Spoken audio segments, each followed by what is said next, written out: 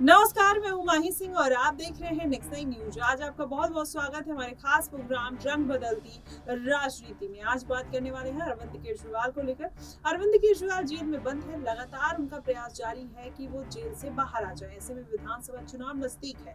Bharatiya Janata party ने लोकसभा चुनाव में बेहतर प्रदर्शन किया था, वहीं अरविंद केजरीवाल एक भी सीट पर जीत नहीं दर्ज कर पाए। इंडिया गठबंधन के साथ उन्होंने अलायंस किया था, लेकिन उसका भी कोई फायदा देखने को नहीं मिला। अब ऐसे में माना ही जा रहा है कि विधानसभा चुनाव नजदीक है।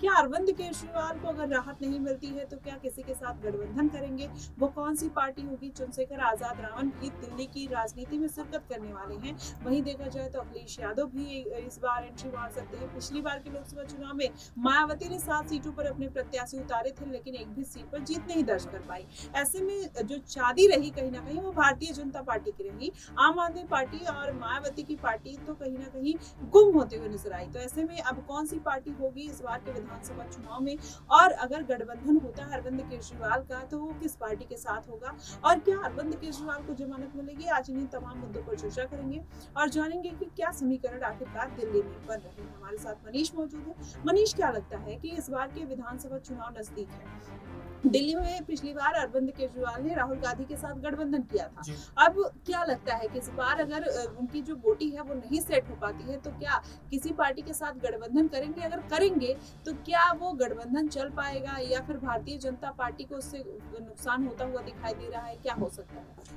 देखिए, जिस तरह से लोकसभा चुनाव के दौरान आम आदमी पार्टी ने इंडिया गठबंधन के तहत चुनाव लड़ा, लेकिन उसके बाद परिणाम जो है वो फलस्वरूप नहीं रहे और ऐसे में आम आदमी पार्टी एक भी सीट पर जीत दर्ज करती हुई नजर आई। और ऐसे में भारतीय जनता पार्टी ने पिछली बार के लोकसभा चुनाव की तरह इस बार भी लोकसभा चुनाव की सातों सीटें अपने नाम की। तो आम आदमी पार्टी की तरफ से ये बयान सामने आता हुआ नजर आया कि अगला जो चुनाव होगा, यानी विधानसभा का जो चुनाव होगा 2025 का, उसमें गठबंधन के तहत चुनाव नहीं लड़ा जाएगा। और ऐसे में अब देखा जा रहा है जिस तरह से मनीष सिसोदिया को जमानत मिल जाती है तो मनीष सिसोदिया शायद जमानत के बाद पार्टी को इतना मजबूत कर लेंगे कि आम आदमी पार्टी पिछले दोनों ही विधानसभा चुनाव की तरह इस बार भी दिल्ली के अंदर विधानसभा चुनाव में 2025 में कहीं ना कहीं अकेले के दम पर चुनाव लड़े और दोबारा से सत्ता में वापसी करती हुई नजर आए। और अगर यहाँ पर आम आदमी पार्टी दोबारा से सरकार बनाती हुई नजर आती है तो बेशक भारतीय जनता पार्टी की तमाम रणनीतियों पर पानी फिरता हुआ नजर आएगा, क्योंकि देखा जा रहा है जिस तरह से दिल्ली के अंदर लोकसभा चुनाव में जीतने के बाद भारतीय जनता पार्टी निर्णायक भूमिका में नजर आ रही है। तो अब ऐसे में भारतीय जनता पार्टी की तरफ से यही कयास लगाए जा रहे हैं कि विधानसभा चुनाव भी उनके हाथ में आ गया है। और ऐसे में अब मनीष सिसोदिया जब जमानत पर बाहर आ ही गए हैं तो वाकई पार्टी कहीं ना कहीं नई दिशा में जाती हुई नजर आएगी। और जिस तरह से लोकसभा चुनाव में पिछड़ी है, विधानसभा चुनाव में शायद नहीं पिछड़ेगी। और अब यहाँ पर देखा जा रहा है, यहाँ पर साथ साथ अरविंद केजरीवाल की रिहाई के भी यहाँ पर कयास लगाए जा रहे हैं। और केजरीवाल भी अगर विधानसभा की चुनाव से पहले रिहा हो जाते हैं तो आम आदमी पार्टी दिल्ली के अंदर मजबूत होती हुई नजर आएगी। जी बिल्कुल, आम आदमी पार्टी कहीं ना कहीं मजबूत होती हुई नजर आएगी, लेकिन उससे पहले अगर देखा जाए तो अरविंद केजरीवाल की रिहाई भी है जरूरी है। तिहाड़ जेल में बंद है, लगातार कहीं ना कहीं मुश्किलें बढ़ रही हैं। अभी विजय नायर को लेकर पूरा फैसला कहीं ना कहीं आता हुआ दिखाई दिया, जिसमें मनीष सिसोदिया और अभिषेक मनु सिंह भी इल्जाम लगाते हुए नजर आए कि उनको 2 साल से जेल में रखा गया है, लेकिन किसी भी तरीके की कोई राहत क्यों नहीं दी जा रही है। तो ऐसे में अगर देखा जाए विधानसभा चुनाव से पहले अरविंद केजरीवाल को अगर राहत नहीं मिलती है तो क्या मनीष सिसोदिया दिल्ली की जिम्मेदारी संभालेंगे या आतिशी मार्लेना को जिम्मेदारी केजरीवाल दे सकते हैं? क्या कुछ समीकरण देखते हुए नजर आ रहे हैं? जी बिल्कुल, देखिए, जब तक मनीष सिसोदिया की यहाँ पर जमानत नहीं हुई थी तो यहाँ पर अरविंद केजरीवाल ने जेल से ऐलान कर दिया था कि अब जो तिरंगा जो फहराने की जो रस्म है वो अब यहाँ पर आतिशी मरलेना पूरी करती हुई नजर आएंगी, जो कि एक मुख्यमंत्री का दायित्व होता है, एक मुख्यमंत्री का कर्तव्य होता है। तो ऐसे में तमाम विपक्षी पार्टियां ये सवालिया निशान खड़ी करती हुई नजर आई थी कि सिटिंग मुख्यमंत्री जब जेल की सलाखों के पीछे हैं तो ऐसे में यहाँ पर ध्वजारोहण करना आतिशी का ठीक नहीं माना जाएगा और ये कहीं ना कहीं कानून के दायरे के बाहर भी आता है। तो अब ऐसे में तमाम सवालिया निशान यहाँ पर खड़े होते हुए नजर आए।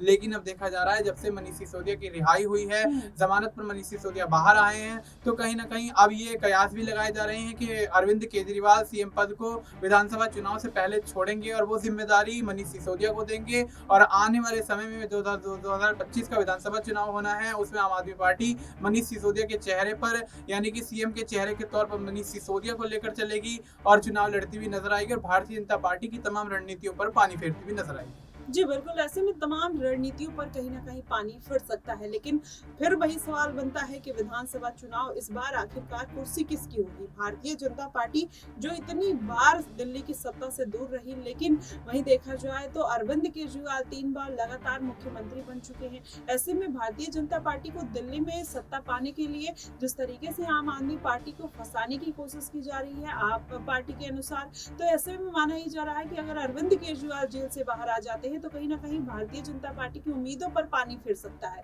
और इस बार के विधानसभा चुनाव में केजरीवाल जीत दर्ज कर सकते हैं। लेकिन अगर लोकसभा चुनाव के समीकरण देखे जाए तो वो कहीं ना कहीं केजरीवाल के पक्ष में नहीं गए थे, तो इस बार के विधानसभा चुनाव में क्या जनता उनको नकारेगी?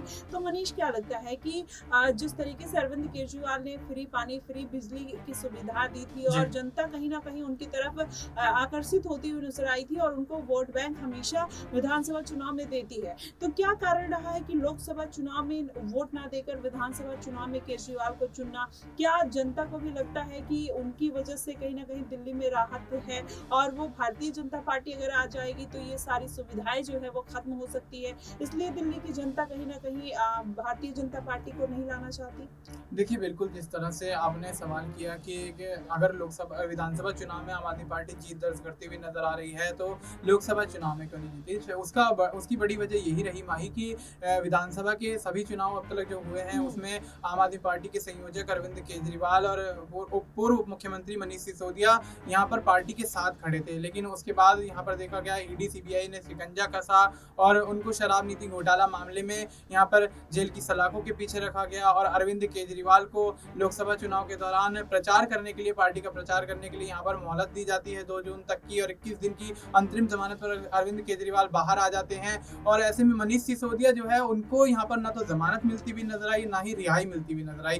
तो उस दौरान यहाँ पर पार्टी की स्थिति जो थी वो काफी ज्यादा कमजोर थी, दोनों की गैर मौजूदगी में कहीं ना कहीं पार्टी कमजोर स्थिति में थी, तो शायद यही वजह रही है कि लोकसभा चुनाव में पार्टी बेहतर प्रदर्शन नहीं कर पाई और जिस तरह से देखा जा रहा है कि मनीष सिसोदिया की रिहाई हो गई है तो मनीष सिसोदिया पार्टी के अंदर कहीं ना कहीं एक बड़ा यहाँ पर चेहरा है और ऐसे में पार्टी को मजबूत करने में उनकी बहुत अहम भूमिका रही है। और अगर देखा जाए तो विधानसभा चुनाव के मद्देनजर कहीं ना कहीं मनीष सिसोदिया का बाहर आना यही दर्शाता है कि आने वाले समय में जो विधानसभा के चुनाव होने हैं उसमें पार्टी दोबारा से वापसी करती हुई नजर आएगी, क्योंकि मनीष सिसोदिया जो रणनीतियां बनाते हैं, जिस तरह से वो यहाँ पर राजनीति की जो चालें चलते हैं वो कहीं ना कहीं कारगर साबित होती है और आम आदमी पार्टी के पक्ष में फैसले आते हैं। तो बेशक यहाँ पर मनीष सिसोदिया की जिस तरह से अंतरिम जमानत मिलती है और रिहाई होती है तो अब उसके बाद आम आदमी पार्टी में उनका वापस लौटना कहीं ना कहीं आम आदमी पार्टी के लिए काफी बड़ी खबर है, खुशी की खबर है। और ऐसे में विधानसभा चुनाव नजदीक होना जो कि शायद जनवरी या फरवरी में अगले साल होने वाले हैं और ऐसे में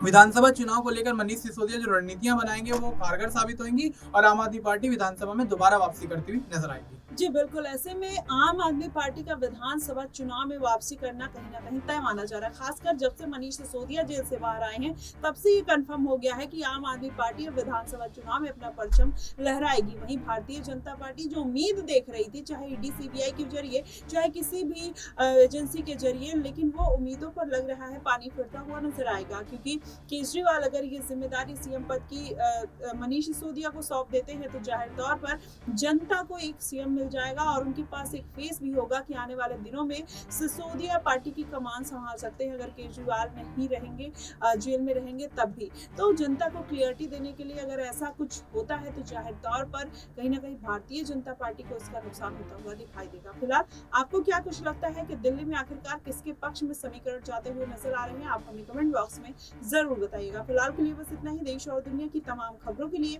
हमारे साथ बने रहिएगा नेक्स्ट न्यूज़ पर।